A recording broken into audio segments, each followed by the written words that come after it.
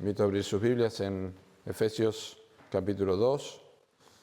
Vamos a leer este capítulo porque así tenemos contexto. Son solamente 22 versículos, pero vamos a ocuparnos del versículo 19 hasta el versículo 22. La iglesia, su esencia y sus privilegios. Les recuerdo que este es el último domingo de julio, pero también es el último domingo donde tocamos el tema de la iglesia en el programa que estamos yendo a través del año. A partir del próximo domingo comenzaremos con lo que tiene que ver con el liderazgo de la iglesia y lo que la Biblia enseña sobre eso.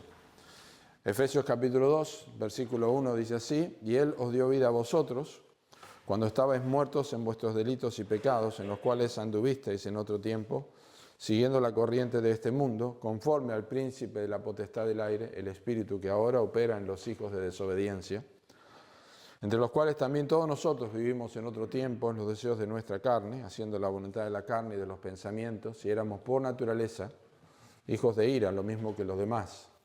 Pero Dios, que es rico en misericordia por su gran amor con que nos amó, aun estando nosotros muertos en pecado, nos dio vida juntamente con Cristo. Por gracia sois salvos. Y juntamente con Él nos resucitó y asimismo nos hizo sentar en los lugares celestiales con Cristo Jesús, para mostrar en los siglos venideros las abundantes riquezas de su gracia en su bondad para con nosotros en Cristo Jesús. Porque por gracia sois salvos por medio de la fe, y esto no de vosotros, pues es don de Dios, no por obras, para que nadie se gloríe, porque somos hechura suya, creados en Cristo Jesús para buenas obras, las cuales Dios preparó de antemano para que anduviésemos en ellas. Por tanto, acordaos de que en otro tiempo vosotros, los gentiles en cuanto a la carne, erais llamados sin circuncisión por la llamada circuncisión hecha con mano en la carne. En aquel tiempo estabais sin Cristo, alejados de la ciudadanía de Israel y ajenos a los pactos de la promesa, sin esperanza y sin Dios en el mundo. Pero ahora en Cristo Jesús, vosotros que en otro tiempo estabais lejos, habéis sido hechos cercanos por la sangre de Cristo, porque Él es nuestra paz, que de ambos pueblos hizo uno, derribando la pared intermedia de separación, aboliendo en su carne las enemistades, la ley de los mandamientos expresados en ordenanzas, para crear en sí mismo de los dos un solo y nuevo hombre, haciendo la paz, y mediante la cruz reconciliar con Dios a ambos en un solo cuerpo, matando en ella las enemistades. Y vino y anunció las buenas nuevas de paz a vosotros que estabais lejos y a los que estaban cerca, porque por medio de Él, los unos y los otros tenemos entrada por un mismo espíritu al Padre.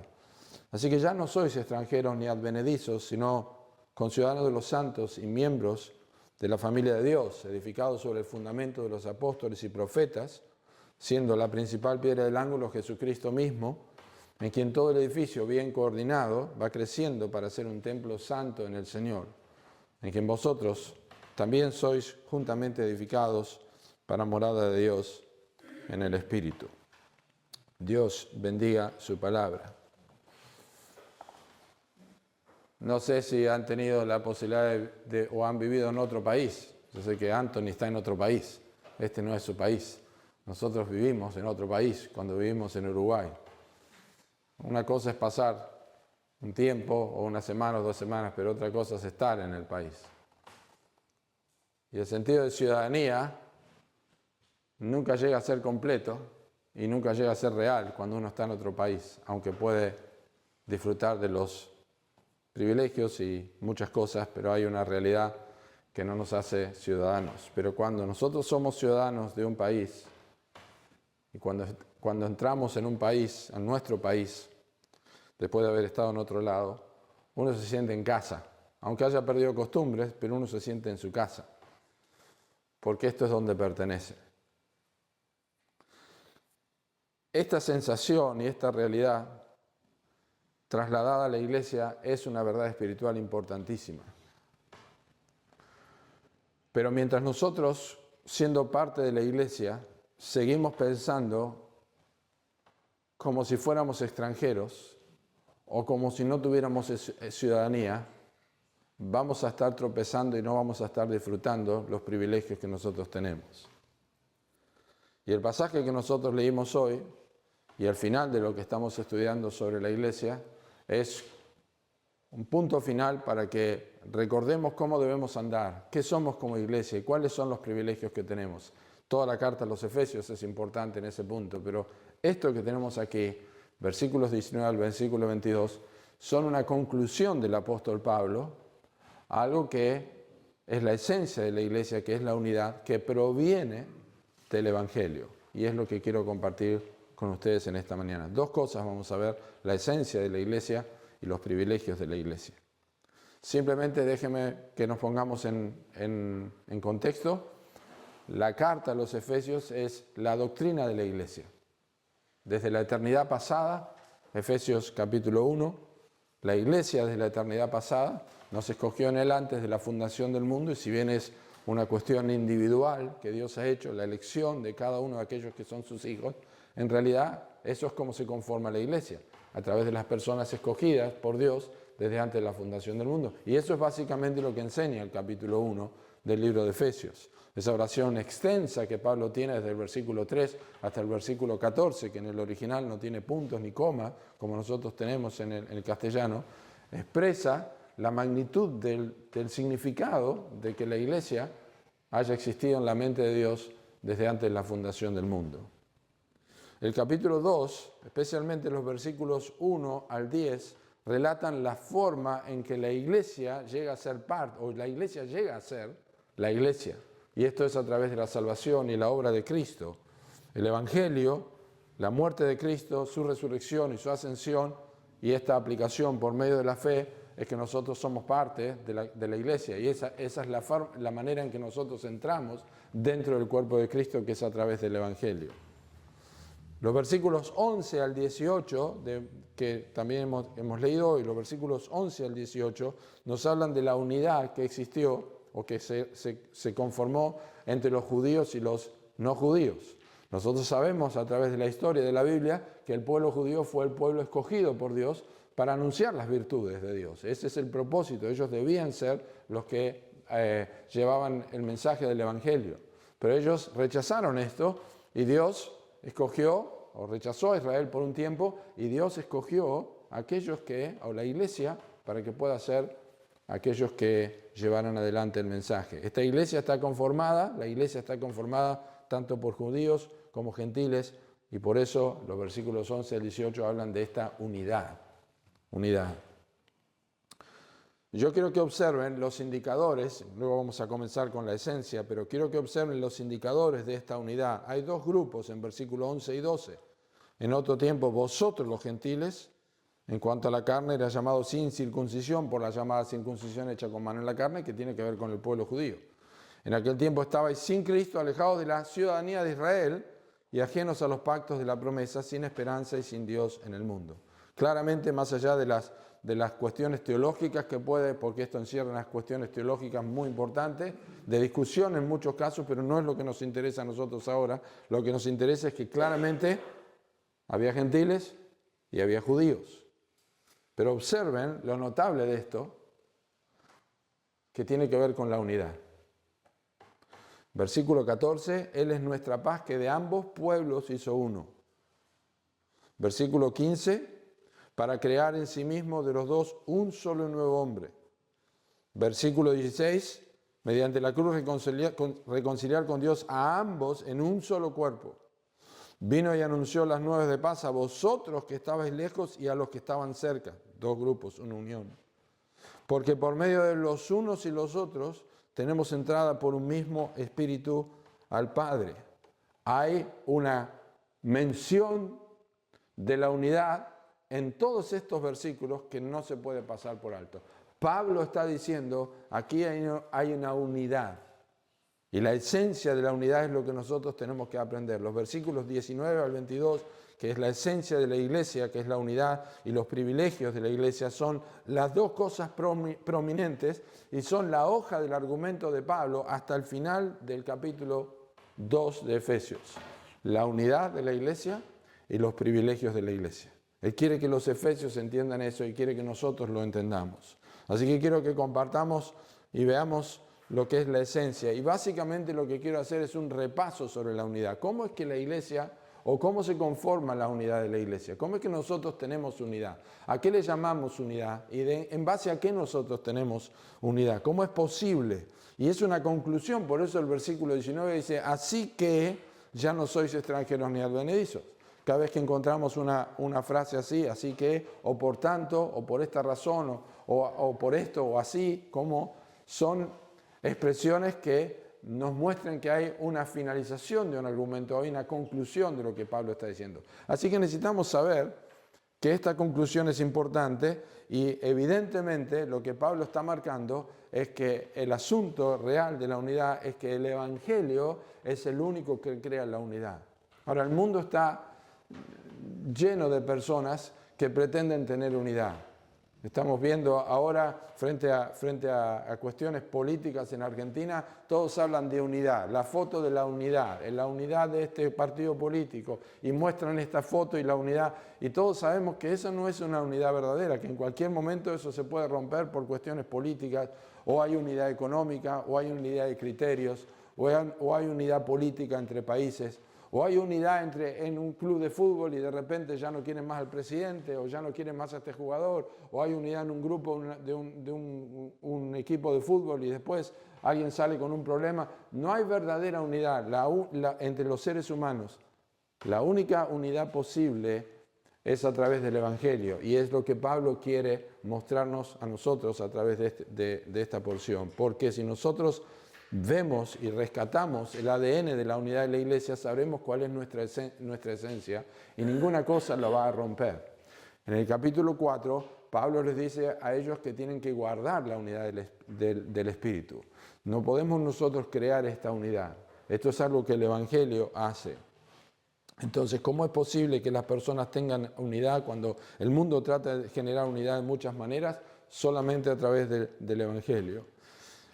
La unidad verdadera es una unidad orgánica. Por eso la Biblia, y cuando hablo de orgánica, hablo de algo vivo. Por eso la Biblia utiliza el cuerpo humano, porque nosotros nunca vamos a decir que nuestra mano no tiene acuerdo con nuestro pie o que nuestro ojo no tiene acuerdo con nuestra nariz, porque somos una unidad, tenemos vida, tanto la mano como el ojo, como la nariz, como el pie, como la uña, como el hígado, viven con la misma vida. Tienen la misma fuente de vida y es el corazón que bombea la sangre. Somos una unidad, es una unidad orgánica. Pero no es así, por ejemplo, con un microscopio, por ejemplo, que es una unidad, pero está compuesto de diferentes partes que no tienen que ver una con otra, sino que tienen que estar juntas para que funcionen. Pero no necesariamente es una unidad orgánica, no es viva. No es algo humano la unidad, es algo divino. ¿Cuáles son los aspectos destacados que generan esta unidad en las personas? Y aquí los vamos a repasar. ¿Cuáles son los aspectos que generan la unidad en la iglesia? Bueno, quiero compartir como unas 6 cosas sobre este aspecto esencial de la unidad. En primer lugar, Pablo dice que somos iguales con respecto al pecado. La iglesia, cuando la iglesia está conformada, y hablo también en este caso la iglesia local, pero cuando la iglesia está conformada, cuando los creyentes se juntan, tienen una igualdad tienen una comprensión de igualdad con respecto al pecado. Los versículos 1 y 2 de Efesios capítulo 2 nos recuerdan esto. Enemigos de Dios. No es simplemente... cuando hablamos de igualdad con respecto al pecado, no estamos hablando meramente de pecados cometidos, sino que estamos hablando de enemistad con Dios, estamos hablando de confrontación con Dios, es la condición de separación. La iglesia tiene una unidad porque recuerda el aspecto de su separación de Dios, no pecados individuales. Nuestra condición es una condición de estar separados de Dios. El mundo se divide por clases, el mundo se divide por los que tienen más dinero o tienen menos dinero, por raza, por color de piel, por educación también, por pareceres políticos, como hemos visto, pero la Biblia no lo hace así. La Biblia nos pone exactamente por igual delante de Dios. Y nosotros, si vamos a disfrutar de nuestra unidad, vamos a hacer un recuerdo hacia el pasado, vamos a decir, Dios me encontró en la misma condición, separado de Dios. Cuando nosotros tenemos otros valores sobre los cuales hablamos de nuestro pecado, que no tiene que ver con nuestra comparación con Dios, sino que nos comparamos con otras personas o con otros pecados, nunca llegamos a estar de acuerdo. Por eso la Biblia dice que somos salvos por gracia. Es decir, si yo tengo una lamparita de 50 watts y otra lamparita de 150 watts, hay una diferencia de 100 watts entre una y otra, pero cuando yo las comparo con el sol, la cantidad de watts que tengan no tiene ningún valor.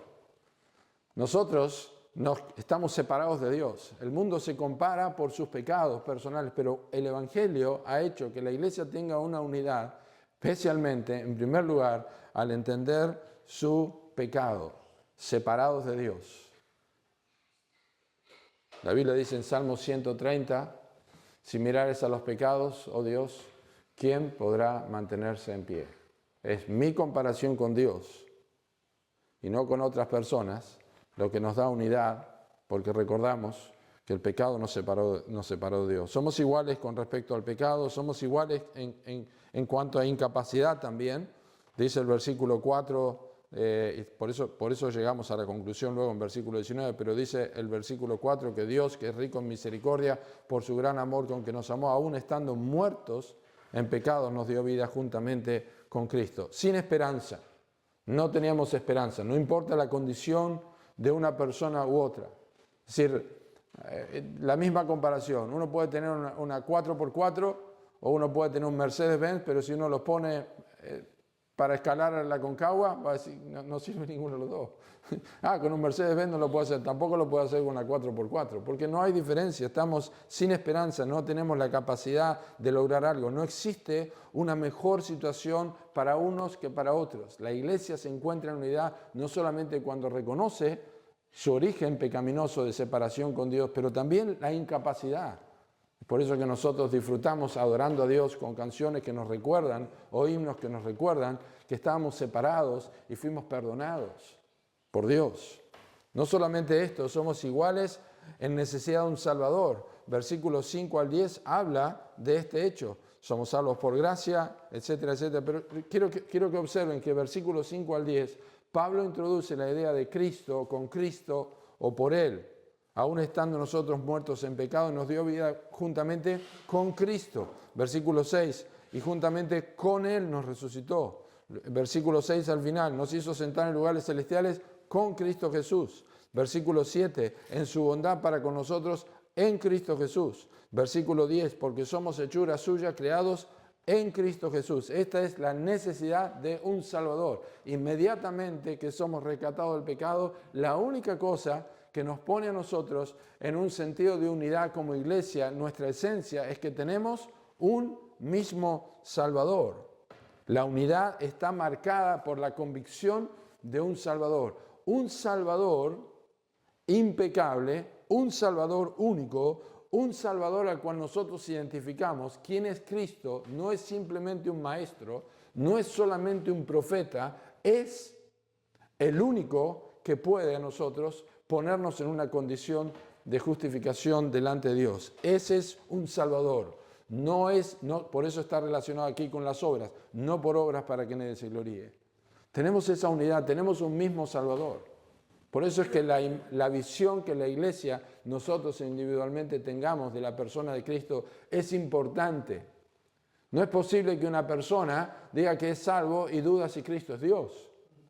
No es posible.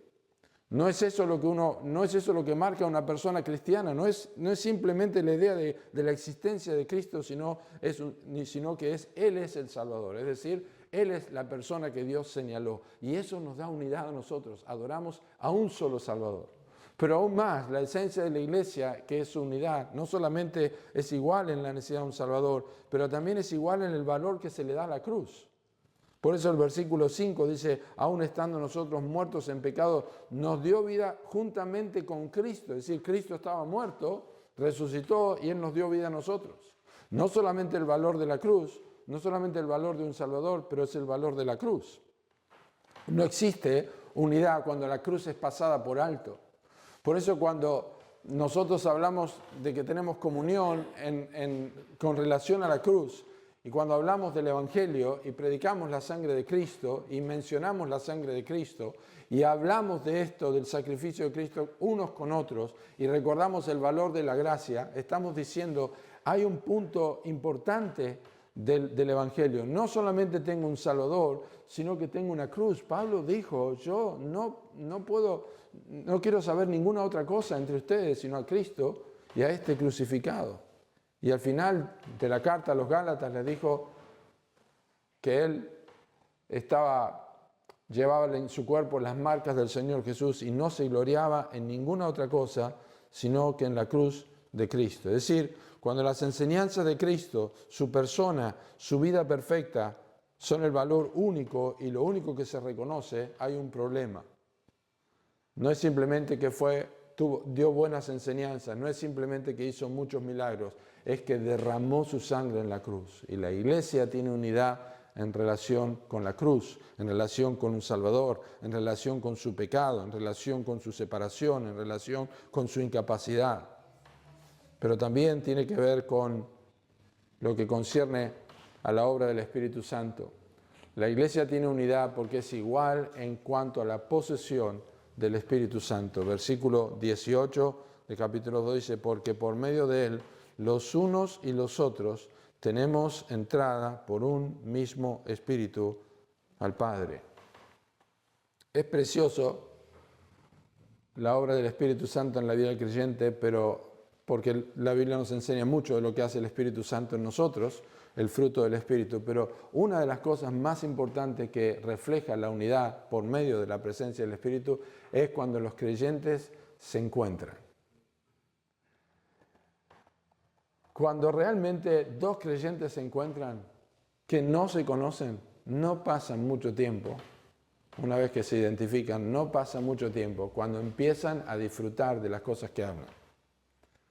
La conversación sobre la Escritura, un texto que les ha animado, el deseo de seguir creciendo, la vida espiritual, las batallas que tiene, las tentaciones, comparten sus luchas, continúa el tema y un tema sale a otro y otro tema lleva a otro y otro tema lleva a otro y hay recuerdos de textos bíblicos y hay recuerdos de experiencias donde la mano de Dios se ha visto y esa es la obra del Espíritu Santo. Hay una verdadera comunión, la comunión en torno a temas bíblicos y de santificación, tienen los mismos intereses espirituales, son atraídos a través de las mismas verdades.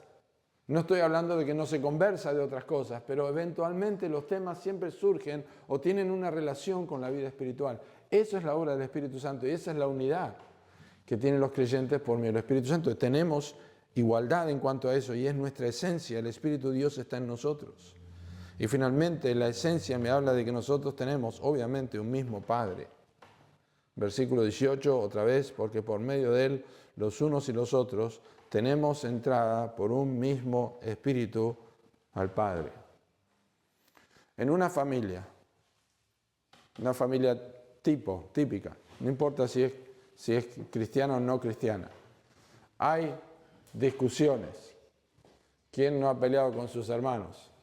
¿O cuántos padres no han tenido que separar a sus hermanos porque se han peleado? O discusiones entre los hermanos que pasan. Pero saben que ninguna de esas peleas puede cambiar la esencia de que tienen un mismo Padre. Puede que no se hablen, puede que estén enojados por días, pero no pueden cambiar el hecho de que tienen un mismo Padre. Y la iglesia es igual. La iglesia está manchada por pecados y cosas que un día Dios nos va a quitar todas nuestras arrugas. Y puede haber diferencias, puede haber puntos de vista distintos, pero no tenemos un Padre diferente. Y esa es la esencia de nuestra unidad. Y Pablo está llegando al versículo 19 para comenzar con los privilegios a través de repasar todo esto. Esa es nuestra esencia. La iglesia tiene unidad. Y antes de entrar en los privilegios, donde vamos a ver simplemente 3 figuras, es importante que nosotros recordemos que a menos que repasemos nuestra esencia a menudo, lo que somos, nosotros estaremos en problemas. Necesitamos recordar estas cosas. Necesitamos repasar el capítulo 2 de Efesios. Necesitamos repasar las doctrinas que encontramos allí y ver lo que hace la unidad de la iglesia.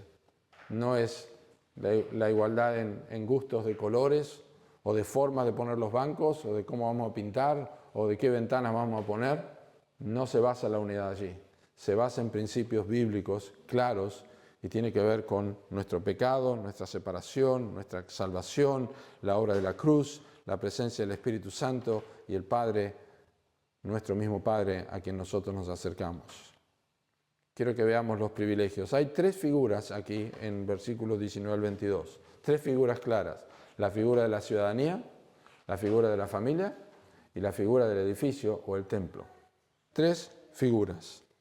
Y entender lo que las figuras comunican es vital para nuestro caminar cristiano. No entender esto nos acarrea un montón de problemas. Por eso, el domingo pasado hablamos en parte de nuestra identidad, qué es lo que nosotros somos en Cristo y Cristo en nosotros. Y estas expresiones que tenemos aquí las usa el apóstol Pablo, inspirado por el Espíritu Santo, para reafirmar el hecho, para que nosotros tengamos lecciones objetivas sobre cómo funciona la identidad que yo tengo con Cristo. Soy un ciudadano, tengo una familia y soy parte de un edificio. Soy parte de un reino, tengo un padre, tengo hermanos, pero también soy parte de un templo en el cual Dios mora. Así que quiero que veamos esto. Nos ahorramos un montón de problemas, tanto teológicos como en la vida cristiana. Si entendemos lo que son estas tres figuras, nos ahorramos problemas teológicos, doctrinales, porque estamos matando la ignorancia, es decir, esto es lo que soy yo, y esto es cómo funciona el ciudadano, y esto es cómo funciona el miembro de una familia, y esto es lo que significa ser parte de un templo. Las figuras nos ayudan, pero también en la vida práctica nos va a ayudar. Frente a las tentaciones, frente a las malas doctrinas, frente a los conflictos que podamos tener, frente a las pruebas que podamos atravesar, estas cosas nos ayudan. Entonces, quiero que observen por qué es importante, porque Pablo comienza a describir estas tres cosas, pero lo hace de una forma negativa. Es muy común que el apóstol Pablo utilice el aspecto negativo para enfatizar algo positivo. En este caso es negativo porque dice, ya no sois esto. Cuando uno enfatiza cosas negativas o recuerda las cosas negativas, luego lo positivo toma otro color. Y es lo que Pablo quiere que hagamos. Quiere que recordemos lo que ya no somos, lo que ya no somos, lo que ya no es parte de nuestra vida. Ya no sois. Es tan importante saber lo que somos como lo que no somos como cristianos. Lo que no somos como cristianos le da valor a lo que sí somos como cristianos. Así que esto apunta, como dije una vez más, a la identidad, la comprensión de nuestra identidad como cristianos. Entonces, por un lado está la verdad teológica, la doctrina, la enseñanza que descubrimos en el Nuevo Testamento principalmente, que lo sabemos cuando nosotros leemos, cuando nosotros escuchamos y cuando nosotros aprendemos. Estas verdades teológicas no están escondidas o no están apartadas simplemente para algunas personas de la iglesia. No están escritas para los pastores o para los teólogos, están para cada uno de nosotros.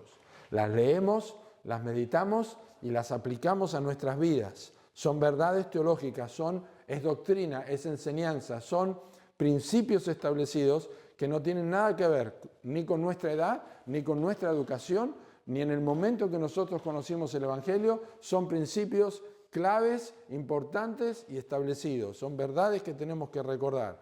Y por otro lado está la realidad práctica. Y en este sentido tenemos que pensar que nosotros no tenemos la ventaja que tenían los efesios. Y aquí es donde nosotros tenemos que abrir el ojo y observar.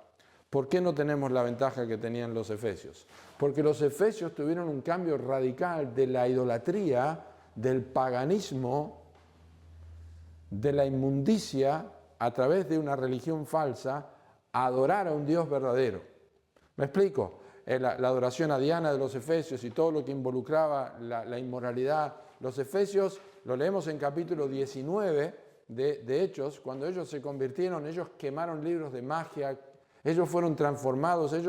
Pablo hizo un estrago cuando predicó el Evangelio en Éfeso, pero la conversión de estas personas fue notable. Nosotros no tenemos esa ventaja en un sentido. No es que el Evangelio sea, necesitemos otro Evangelio, necesitamos el mismo Evangelio. Pero la realidad es que cuando la Argentina se define como su religión, es una religión cristiana. Todo el mundo se reconoce como cristiano. Y es muy difícil trabajar con las verdades teológicas cuando las personas ya se reconocen como cristianos. Pero cristiano es lo que la Biblia enseña que es un cristiano y no lo que el gobierno dice que es un país cristiano. Por eso la teología la podemos tener, pero la práctica tiene que apoyar la teología.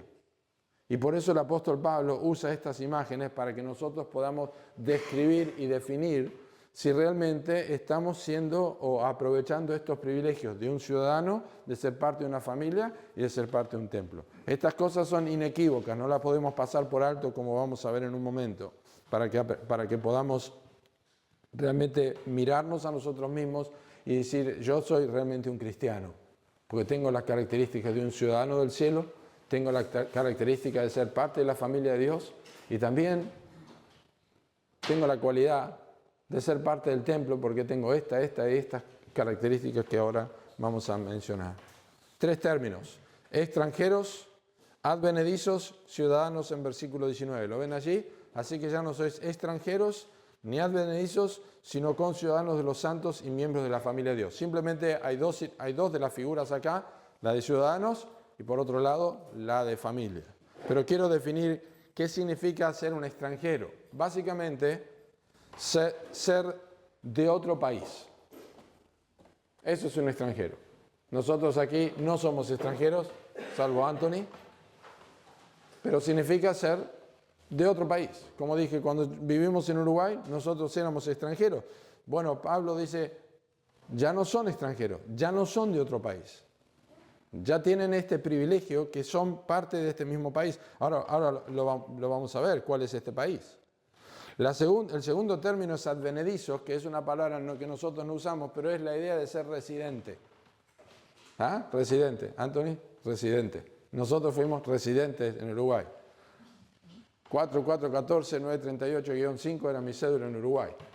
Esa es mi cédula que mostraba que yo era residente, la tengo por ahí guardada, ya perdimos la residencia, perdimos todo eso, pero yo era residente en el país. Vivía en un lugar que no era mi país, que no era mi hogar, pero yo estaba en ese lugar. ¿Y saben cuándo se notaba? Aunque yo tenía cédula y teníamos con mi familia todos, salvo nuestra hija menor que era uruguaya, pero ¿saben cuándo se notaba? Cuando jugaba Uruguay contra Argentina. Cuando jugaba Uruguay contra Argentina, era residente, pero ya no era lo mismo. Ya había algo ahí que pasaba porque uno no sabía para dónde tirar. Bueno, uno sabía para dónde tirar, nunca tuve problemas en tirar para Argentina, pero se sentía eso que uno era sapo de otro pozo. Bueno, Pablo dice, ustedes no son así ya. Ya no son residentes, no tienen nunca que sentir esto. Ustedes son ciudadanos. Los ciudadanos no son residentes ni son de otro país. Tienen todos los derechos. Tienen absolutamente todos los derechos. Y entiendo que nosotros hoy podemos hacernos ciudadanos de otro país y tener los derechos, pero no es lo mismo que nacer en el mismo lugar. Y esto es importante porque cuando nosotros nos convertimos, y es lo que Pablo está diciendo, se transformás en un ciudadano real, adoptado, sos nacido en la familia de Dios. Y esta ciudadanía, dice el apóstol Pablo, es una ciudadanía celestial. En Filipenses capítulo 3, versículo 20 dice, nuestra ciudadanía está en los cielos. Y a esta ciudadanía uno la obtiene a través del Evangelio del Nuevo Nacimiento. Jesús le dijo a Nicodemo, si no nacieres de nuevo, no puedes ver ni entrar en el reino de Dios. En el momento que nos convertimos, nosotros entramos en este país que es el reino de los cielos. Somos ciudadanos del reino de los cielos y este es el privilegio que tiene la iglesia, que su ciudadanía no es terrenal, su ciudadanía es espiritual. Observen capítulo 2 de Efesios, versículo 6, y juntamente con él nos resucitó y asimismo nos hizo sentar en los lugares celestiales en Cristo Jesús. Tenemos esta ciudadanía. Tenemos el privilegio de estar sentados con Cristo. Yo creo que les conté una vez de aquel hombre que era ateo, que cuando leyó este versículo dijo, esto es increíble. Dijo, es increíble que la Biblia enseña que uno está en otro lugar sentado. No lo puedo creer, pero es lo que la Biblia enseña. La nueva ciudadanía significa que nosotros somos ciudadanos y tenemos un nombre. Los colombianos son de Colombia, los uruguayos son de Uruguay, los argentinos son argentinos. Los ciudadanos del cielo son santos. Santos. Capítulo 1 de Efesios, versículo 4. Bendito sea Dios y Padre nuestro Señor Jesucristo, que nos bendijo con toda bendición espiritual en los lugares celestiales en Cristo, según nos escogió en Él antes de la fundación del mundo para que fuésemos santos y sin mancha delante de Él. Capítulo 1, versículo 18. Alumbrando los ojos de vuestro entendimiento para que sepáis cuál es la esperanza a la que Él os ha llamado y cuáles las riquezas de la gloria de su herencia en los santos. Y desde el momento que nosotros nos convertimos, nuestra ciudadanía, nuestra cédula dice que nosotros somos santos. Y ese es el privilegio de la iglesia. Somos santos. Por eso cuando Pablo escribe sus cartas, le dice a los santos y amados en Cristo Jesús que están a los santos. Están en Corinto, pero son santos, primero en la ciudadanía espiritual. Son los ciudadanos del cielo que están habitando en este país, en este lugar o en esta ciudad. Tendrán diferencias nacionales, pero no tienen diferencias espirituales. Y esto nos ayuda a entender mejor por qué dije que esto ayuda en la identidad y por qué esto nos ayuda a saber si somos como los efesios, que mostraban la diferencia con nosotros porque eran idólatras y ahora no eran cristianos y ahora son cristianos. ¿Por qué esto nos ayuda? ¿Por qué nos ayuda la figura de ser ciudadanos? Pues no se puede ser ciudadano y no ser ciudadano. No se puede ser ciudadano y no ser ciudadano al mismo tiempo. Eso es antagónico, es opuesto, es lo que se llama el principio de no contradicción. Es decir, que una cosa no puede ser y no ser al mismo tiempo. Más básico, una mujer no puede estar embarazada y no estar embarazada. O está embarazada o no está embarazada.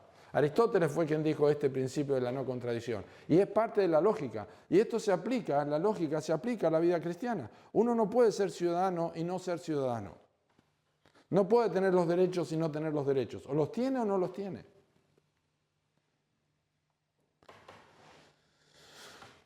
Hay un corito que no sé si lo cantamos alguna vez, pero lo cantamos en Uruguay, que dice: una sola puerta hay, mas son sus lados dos. Yo estoy adentro y tú ¿dónde estás? Una sola puerta, mas son sus lados dos. Yo estoy adentro y tú ¿dónde estás?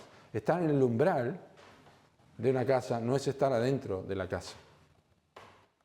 Estar en el umbral del cristianismo, estar en el umbral del país, estar en el umbral de la santidad, no significa que uno es ciudadano. Ciudadanos son aquellos que han nacido de nuevo. Ciudadanos son aquellos que tienen la misma esencia que tienen los demás. Separados de Dios, salvados del pecado por medio de Cristo, la cruz de Cristo, un Padre, un Espíritu, un mismo Espíritu.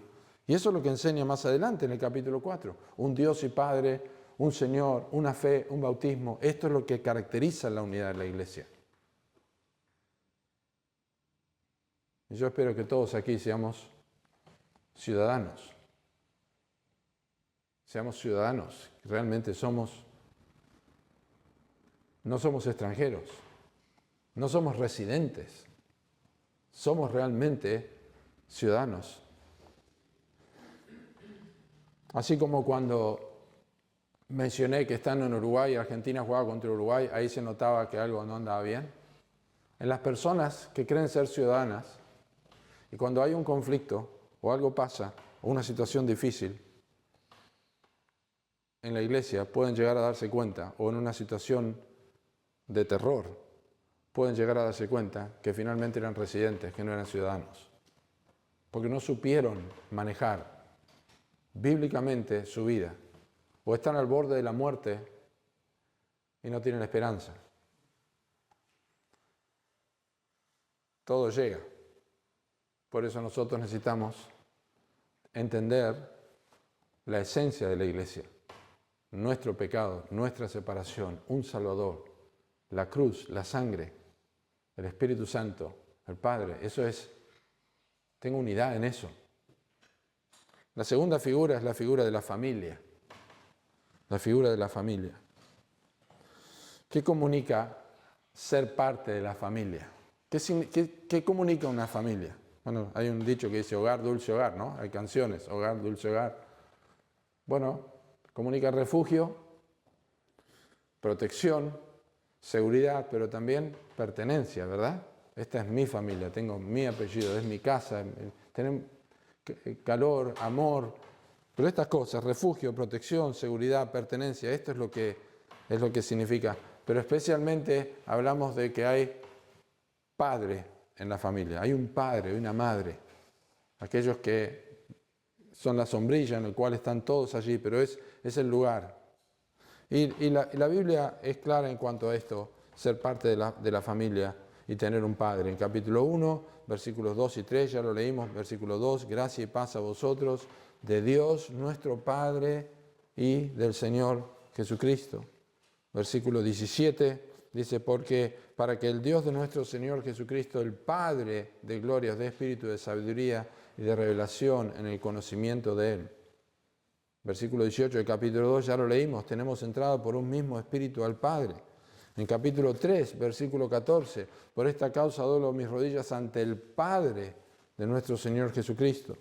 Y capítulo 4, versículos 11 y Hechos, me equivoqué, el capítulo 4, versículo 6, estaba mirando otra cosa.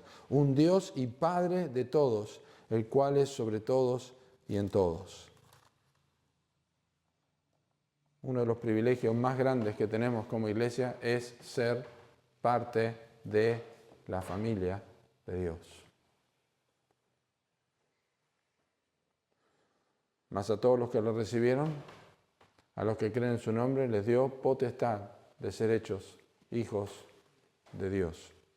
Otra vez, cuando las personas viven su vida cristiana y se sienten como sapos de otro pozo, no sienten que pertenecen a la iglesia, no sienten que es un lugar de refugio, de protección, de seguridad, se sienten incómodos, no hablan el mismo idioma, se dan cuenta que no pueden mantener una conversación sobre la vida cristiana por mucho tiempo, no pueden compartir las pruebas, no tienen las mismas emociones, los mismos deseos, siente que no es parte de la familia.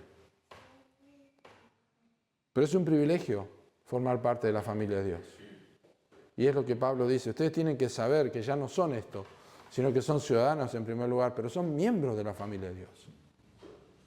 Y esto es parte de nuestra identidad. Esto no puede cambiar y esto no va a cambiar. Esta familia de Dios toma nombre de la familia en los cielos y en la tierra, dice el apóstol Pablo en capítulo 3. Y finalmente, la última figura es la figura del edificio, en quien todo el edificio bien coordinado va creciendo para ser un templo santo en el Señor, en quien vosotros sois también edificados para morar a Dios en el Espíritu. El argumento de Pablo, aunque parece desconectado, tiene un propósito.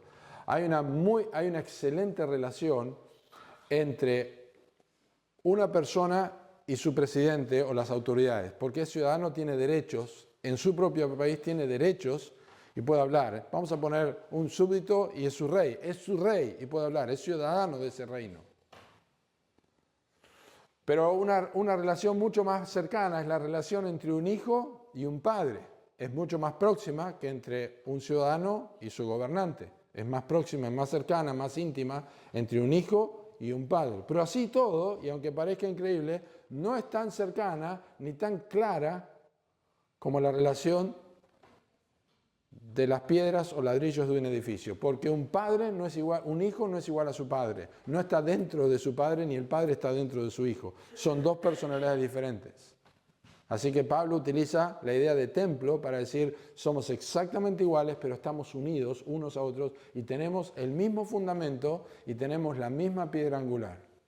La iglesia tiene este privilegio, dice, de ser un edificio bien coordinado, que eso habla de que, como Pablo lo va a decir en capítulo 4, tenemos en 1 Corintios 12 y también en capítulo 4 diferentes dones, diferentes miembros, diferentes actividades, pero se coordina, porque usa esta misma palabra en capítulo 4, unidos entre sí por medio de las coyunturas que se ayudan mutuamente. Es la misma idea, nada más que hablando de un cuerpo, aquí está hablando de un edificio y está coordinado y va creciendo para ser un templo santo en el Señor. Ahora, los lugares y las formas en que Dios habitó en el pasado uno los puede repasar a través de la Biblia. En primer lugar, Dios habitó con el hombre. ¿Se acuerdan? Dios tenía comunión con el hombre en el Edén. Luego caminó con Enoc en Génesis capítulo 5. Luego entró el pecado en el mundo, o ya había entrado el pecado en el mundo, pero Dios escogió un pueblo. ¿Y qué hizo construir? Un tabernáculo. ¿Qué pasó con el pueblo? El tabernáculo, la gloria a Dios, el arca fue llevada, Dios destruyó ese tabernáculo, no fue lo mismo que era en el tiempo del libro de Éxodo. Y luego, ¿qué vino? El templo de Salomón. ¿Y qué pasó con el templo de Salomón? Ezequiel nos dice que la gloria de Dios se fue del templo por causa del pecado de la nación. El templo fue destruido. ¿Cuál es la próxima forma en que Dios habitó entre nosotros? Fue a través de la persona de Cristo. Juan capítulo 1, versículo 14. Vimos su gloria. Habitó entre nosotros. Aquel verbo fue hecho carne y habitó entre nosotros. Y finalmente, cuando Cristo resucitó y envió el Espíritu Santo, la Biblia enseña que Dios habita en su pueblo por medio del Espíritu Santo. Somos la iglesia de Cristo. Y es interesante esta realidad que Dios habita en medio de nosotros. Dice, en quien vosotros también sois juntamente edificados para morada de Dios en el Espíritu. Es interesante porque cuando Salomón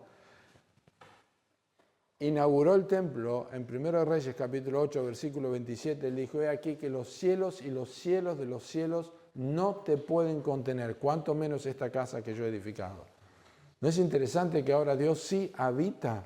Los cielos no pueden contenerlo, pero Él habita en medio de su iglesia porque somos su edificio, somos el templo vivo. Y la Biblia habla mucho de este tema del templo en el Nuevo Testamento, varias veces, y no solamente a través del apóstol Pablo, pero también a través del apóstol Pedro. Y yo quiero mencionar algo de esto. Pero en capítulo 3, dice, antes de hablar de referirnos al fundamento en Efesios, en capítulo 3 de 1 Corintios, versículo 16, dice, ¿no sabéis que sois templo de Dios y que el Espíritu de Dios mora en vosotros? Si alguno destruyera el templo de Dios, Dios le destruirá a él, porque el templo de Dios, el cual sois vosotros, santo es. Nadie os engañe a sí mismo entre vosotros. Si alguno entre vosotros se cree sabio en este siglo, hágase ignorante para que llegue a ser sabio. Vosotros sois el templo de Dios. En capítulo 6 de 1 Corintios, versículo 19, dice, ¿o ignoráis que vuestro cuerpo es el templo del Espíritu Santo, el cual está en vosotros, el cual tenéis de Dios y que no sois vuestros? Y ahora sí quiero referirme al apóstol Pedro, en capítulo 2 de 1 Pedro, versículos 4 y 5, dice, acercándoos a Él, a Cristo, piedra viva, desechada ciertamente por los hombres, mas para Dios escogida y preciosa. Vosotros también, como piedras vivas, sed edificados como casa espiritual y sacerdocio santo para ofrecer sacrificios espirituales aceptables a Dios por medio de Jesucristo. La característica de este templo es que este templo crece. ¿Crece de qué forma? Capítulo 2. En quien todo el edificio bien coordinado va creciendo para ser un templo santo en el Señor. Es decir, que una de las cosas, y ahora vamos a hablar del versículo 20, pero una de las cosas que ayuda al crecimiento espiritual es que las piedras estén coordinadas. Eso significa que prácticamente cuando la iglesia no crece, generalmente es porque los miembros no están siendo cortados y armados como cuando se construyó el templo de Salomón. No cuadra, alguna piedra no está bien y esto demora el crecimiento espiritual. Pero ¿cómo es que nunca va a caer este edificio? ¿Cómo es que nunca va a ser destruido? Bueno, el versículo 20 dice que somos edificados sobre el fundamento de los apóstoles y profetas, siendo la principal piedra del ángulo Jesucristo mismo. Aquí hay dos cosas. Primero, el fundamento de los apóstoles y profetas, no profetas y apóstoles. Por eso la mayoría opina que esto tiene que ver, y claramente mismo Efesios lo enseña en el capítulo 4, que estos son los profetas no del Antiguo Testamento, sino del Nuevo Testamento. Los profetas, los apóstoles, son los apóstoles, los 12 apóstoles, incluyendo al apóstol Pablo, es decir, 13 en total, si incluimos a Matías, pero los apóstoles son aquellos designados por Cristo, porque la palabra apóstol es la palabra apostelo, enviado, y en algún momento Silas o Bernabé son reconocidos como apóstoles porque fueron enviados. Pero aquí se refiere específicamente a los 12 apóstoles. Ellos enseñaron la palabra de Dios. Cristo les dijo, ustedes van a recordar lo que yo les he enseñado y lo van a compartir. Jesús le dijo a Pedro, apacienta mis ovejas. Y Pedro lo hizo, enseñó la palabra de Dios. Lo hizo a través del libro de los Hechos y lo hizo a través de sus cartas. Pero los apóstoles pusieron el fundamento, que es lo que recibieron de Cristo, la enseñanza. Hace un tiempo aprendimos de Hechos 2:42 que la iglesia perseveraba en la doctrina de los apóstoles. ¿Qué es lo que hace que la iglesia tenga un buen fundamento? En ese momento fue la enseñanza de los apóstoles y los profetas, que eran las personas que enseñaban la palabra de Dios, pero no distinto a lo que los apóstoles habían enseñado. Es decir, sus enseñanzas no eran diferentes o no estaban sacadas de contexto de lo que los apóstoles habían enseñado a la iglesia. Es decir, si los apóstoles enseñaron, como Pablo lo enseña aquí, acerca de nuestra separación de Dios por causa del pecado, acerca de estar muertos espiritualmente, los profetas no iban a enseñar algo diferente a esto. Quizá daban enseñanza a la iglesia que tenía que ver con el pecado, que tenía que ver con la obra de Cristo en la cruz, pero no era diferente a lo que los apóstoles habían enseñado. Estaban para exhortar al pueblo. Y la iglesia era edificada por el fundamento de los apóstoles, es decir, la enseñanza de los apóstoles. El fundamento en un edificio es lo más importante. Son los cimientos del edificio. Es lo que permite que lo demás se construya. Pero Pablo habla de algo más, que la principal piedra del ángulo es Jesucristo. Ahora, la construcción ahora no es como era antes. La piedra angular era una piedra, un pedazo de una piedra que estaba colocada en un ángulo, y eso no solamente le daba dirección al resto de las columnas y todo lo que se hacía, sino también le daba estabilidad. Todo se unía a la piedra angular. Por eso Cristo es la piedra angular. Y la Biblia de hecho lo enseña en el Salmo 118, versículo 22. La piedra que los edificadores desecharon ha venido a ser cabeza del ángulo. Creo que les compartí que es una tradición judía que no se puede comprobar que sea real, simplemente porque el texto dice que la piedra que los edificadores desecharon ha venido a ser cabeza del ángulo. La tradición enseñaba que cuando se construyó el templo de Salomón había una piedra sin forma que la desechaban porque no tenía, ¿se acuerdan que las piedras vinieron todas cortadas para que no hubiera ruido cuando se construía el templo? Y que los edificadores la desecharon hasta que finalmente, cuando tuvieron que darle el punto final o cuando tenían que darle dirección, no encontraban cuál era esa piedra y finalmente esa piedra era la piedra angular. Y así es el Señor Jesucristo, que es rechazado, que no es reconocido y no es precioso, pero para nosotros es precioso, como dice Pedro, porque nos da estabilidad, nos da dirección. Y por eso otra vez, yo no puedo ignorar a Cristo, no puedo ignorar sus virtudes, no puedo ignorar su obra y ser parte de la iglesia, no puedo ser parte del edificio, no puedo ser un ladrillo que construye si para mí Cristo no es importante, si para mí es importante la actividad, si para mí es importante hablar mucho del amor, si para mí es importante qué actividad hacemos con los hombres, o qué actividad hacemos con los niños, o qué actividad hacemos con las mujeres, o diferentes cosas, y no estoy concentrado en cómo Cristo es predicado y cómo Cristo es formado en mi vida. Porque Él es la piedra angular y la iglesia crece a partir de ese hecho. Jesucristo mismo es la piedra angular. Entonces Cristo da estabilidad a la iglesia. Las enseñanzas de los apóstoles, el fundamento, todo tiene que llevarnos a Cristo. Todo tiene que llevarnos al Evangelio, todo debe llevarnos a la comprensión de las verdades bíblicas. Entonces, Pablo termina diciendo, va creciendo para ser un templo santo en el Señor. El mensaje del Evangelio, la predicación del Evangelio, el anuncio de Cristo, hace que la iglesia vaya creciendo. Cristo no va a volver hasta que el último de los escogidos sea salvo.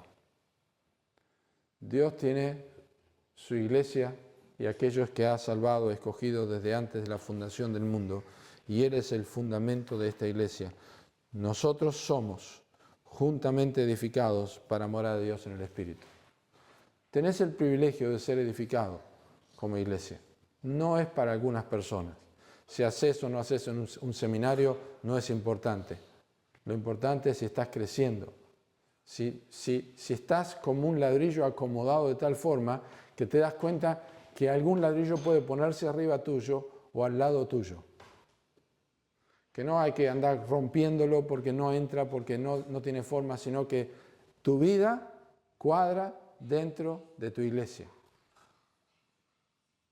No sos un problema para tu iglesia.